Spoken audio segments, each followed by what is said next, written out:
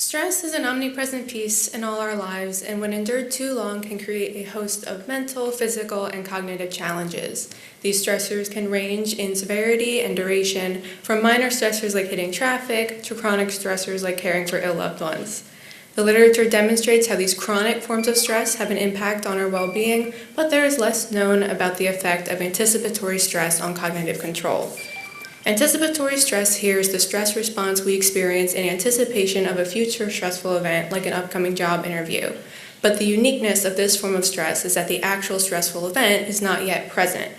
For my thesis, I plan to examine the relationship between anticipatory stress and cognitive control while looking at trait, anxiety, and sleep quality as potential moderators of that relationship. But before beginning that project, I used my fellowship as a pilot study to assess the feasibility of the threat of scream paradigm in eliciting anticipatory stress and the feasibility of using an Apple Watch to measure heart rate changes between threat and safe blocks and compare those results to their self-reported levels of perceived stress. Within the task itself, participants were informed that they would hear an aversive scream at a low intensity over headphones during the threat blocks, and they were also informed that there would not be a scream during the safe blocks and asked to remove their headphones. However, there was one threat block where they were given that same prompt to put on their headphones and anticipate that scream, but that scream never actually came. And while the scream was at a low intensity, the unpredictable nature as to when the scream will occur acts as an acute anticipatory stressor.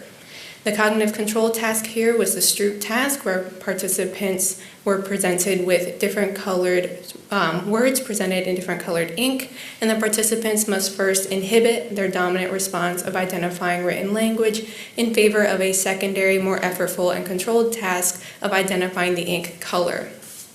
We can conclude that the threat of scream paradigm is successful in eliciting anticipatory stress, as we found a significant difference in reaction time between the incongruent and congruent trials in all blocks, with the most significant difference in reaction time coming from that threat block where there was actually no scream present, demonstrating that hindrance on executive function beyond the actual stress from hearing a scream.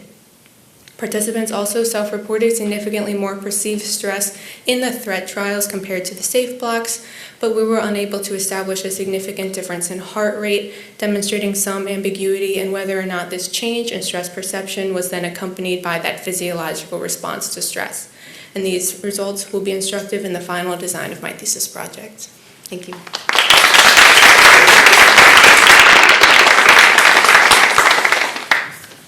Amber, that was fascinating. Thank you. And I love the calm way in which you presented it, so kudos to you.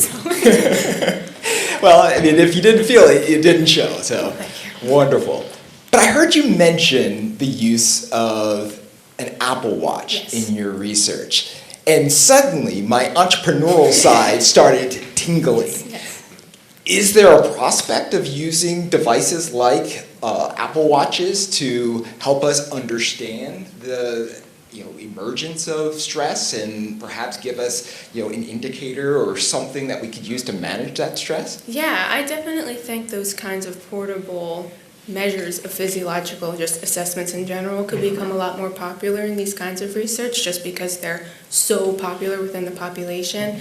And the Apple Watch itself was giving assessments every 5 seconds, so we were able to get that very minute change in physiological response to these different conditions. And there were some differences within these different blocks, but we only had them for very small durations, so it was hard to get that significance when it comes to publishing that result and such. But I definitely think it could be a lot more popular, and we already see different studies using Apple Watches and Fitbits and all these other types of things within experiments. I'm notoriously not a good sleeper, but with the new update, I can now able to monitor my sleep, and I'm actually learning that, okay, my sleep actually isn't as bad. Why did I need my Apple Watch to tell me that? I have no idea.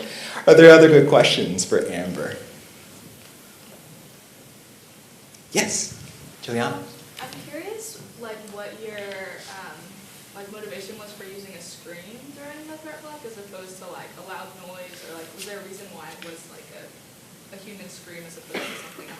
Yeah, we did look at some other studies that just used like a loud white noise burst to still probe that sense of anticipation. And a lot of that research did find success in it, but the threat of scream paradigm is a little bit more just like aversive than that of just a white noise burst. And it is a relatively new paradigm, only published in 2020. So there's not as much literature in that, and this is hoping to then broaden that as well.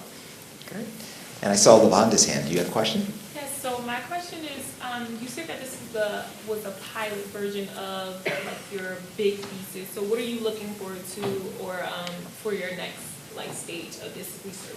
Yeah, so I'm hoping to still bring in that element of cognitive control with the Stroop task, but we're hoping to look at additional factors like sleep quality over the past 3 days and over the past month, as well as looking at elements of trait anxiety to be able to see if those moderate the relationship between anticipatory stress and cognitive control, because there is a lot of mixed results in that literature where some researchers will find that there is a benefit to cognitive control where then that Stroop interference effect goes down, and other research will find a bit greater hindrance in cognitive control. So we're hoping to look at sleep and trait anxiety to see if that clarifies that mix in findings.